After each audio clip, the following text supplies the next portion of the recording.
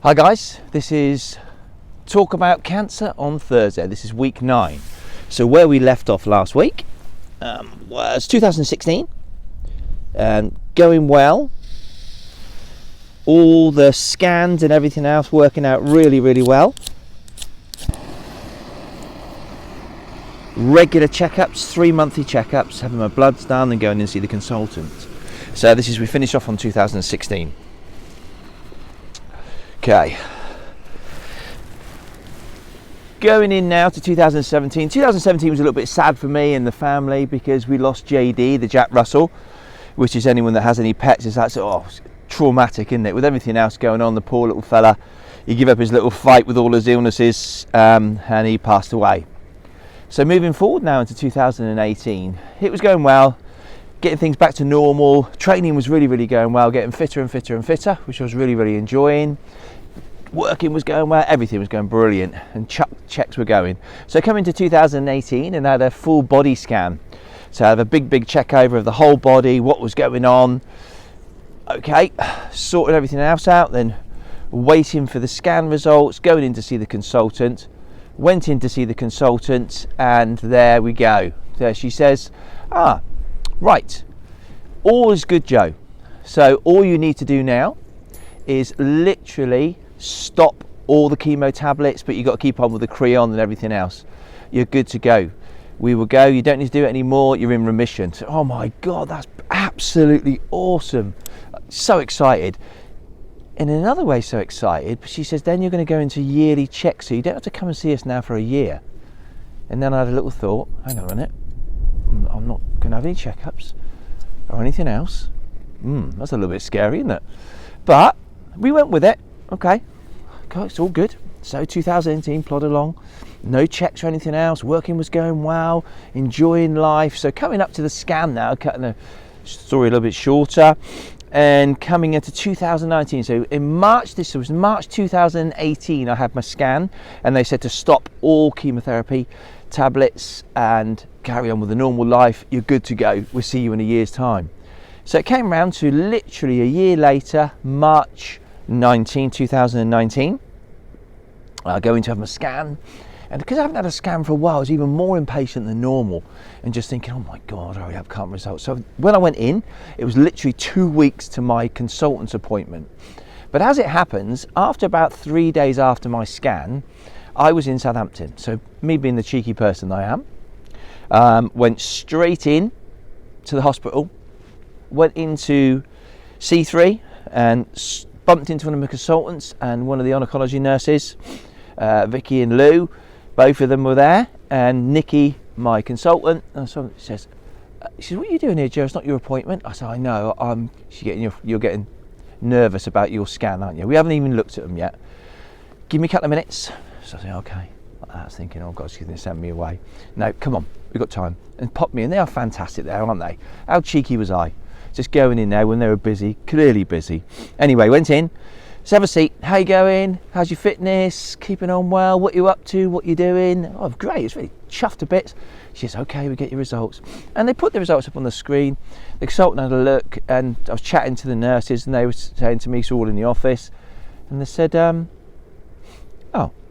okay. Have you got any imatinib, which is the chemo tablets at home, Joe? I said, yeah. He says, you need to go back on them, buddy, okay? And I went, oh, okay. That was a little bit of a shock. Okay. There's a little bit of something there that's come back there in the liver. It's something different that's come back in the liver, so there's a little shadow there in the liver. It's obviously something that's been not seen after this year, and this is grown. So go straight back on, and my appointment changed from 2 weeks straight away. They're that efficient, aren't they? I was out of there having my bloods done within 10 minutes. Having my bloods done, the bloods are being checked, and they says, right, I want to see you next week, and come in on the Thursday after that. I was like, massive shock. Oh my God, okay. God, now I've got to tell the family what's going on. I was thinking, okay, come on. I'm going to text Juliet. So like, can you pick me up from a walk? Such and such a place in Bulford. I bet she was thinking that was strange. Anyway, got to Juliet and saying that I was really necky and went into the hospital, got some news to tell you. And she said, before I said anything, she said, it's back in there. I said, yeah. She gave me a big hug and said, look, tablets worked before. What are you worried about? Get on your tablets and we'll sort ourselves out. When we're going back to your appointment, do you need me to ring it? I'm like, she is just a machine, isn't she? That's it. Sorted. Pick me up, give me a kick at the butt, and that was it. I was on my way. Getting back home though, we had to tell the boys. That was a bit harder, and tell the rest of the family, the boys especially, because they didn't say, well, why didn't they pick it up? Why couldn't they get it all the first time? We thought we'd all sorted this out. I think, well, there's no need to be angry, fellas. I can understand them being angry because they were annoyed, and I was as well a little bit. But to be honest, when you come off of the imatinib and you're not having scans, you only need a little microscopic speck of a cancer cell there, and it can grow. Obviously, the imatinib, which is the chemo drugs, were keeping it under control and stopping that growth. So it was just missed. It was in a different place in the liver. And you know what? We just got to get on with it. We went back to see the consultant, which was a week later, and told all the family. They're all squared away with it. They want to know what's going on. I said, I can't give you any more information because I really don't know. Okay. So I went into the consultant, myself and Juliet, and they said, right, this is what's happening.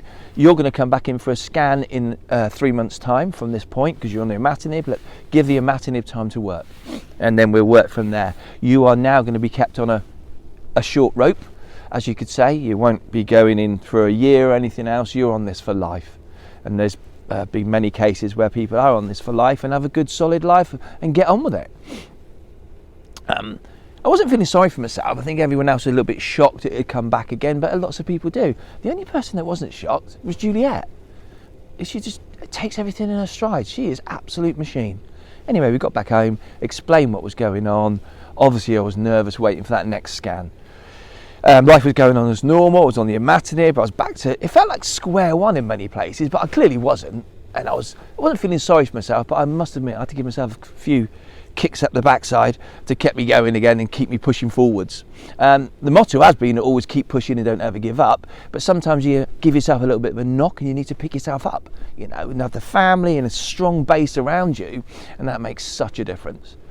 So we went back to see the consultant and had this scan, beg your pardon, had the scan, and then waiting for those results was like, oh my God, what was happening? And within 1 day, before my appointment was due, like 4 days later after this, so now we're in March, June, July, and this was the scan. They were absolutely fantastic down there. And they said, right, Joe, save you running, we're ringing you, thinking, oh my God, if they ring us something wrong. So just hang on a second, we just want to tell you it's all working. The relief and the feel. So I was back on it. Then big boost and off. He says, we'll see you in a couple of days anyway, but we want to let you know straight away. We know it's not very nice waiting, and we're just working with this, and this is what we're going to go forward with. So this is where we are now. I'm going to stop it there because I can see my little kettle's boiled, and going to put a brew on. So I hope this is all helping, guys, with all this. This is week 9 done now. We're going into week 10, obviously next Thursday. Any information, any questions that I can ask to help you. Even if you do get another knockback, you've just got to have a positive mental attitude and just push forward. And I wouldn't have that without everyone else's help, but you do need to just push forward. You can do fitness and your life goes on. It's not the end of your life. You know, you must get up, get your head strong, head up high, and just push forward, guys. Hence the saying, have a fantastic day. All the information is on Old Boys Training, about 365 days of action, and also on YouTube and Facebook and IGTV on Instagram, all these little podcasts. I hope they're helpful. I will see you next week and look forward to it. Have a great day, everyone. Keep pushing and don't ever give up.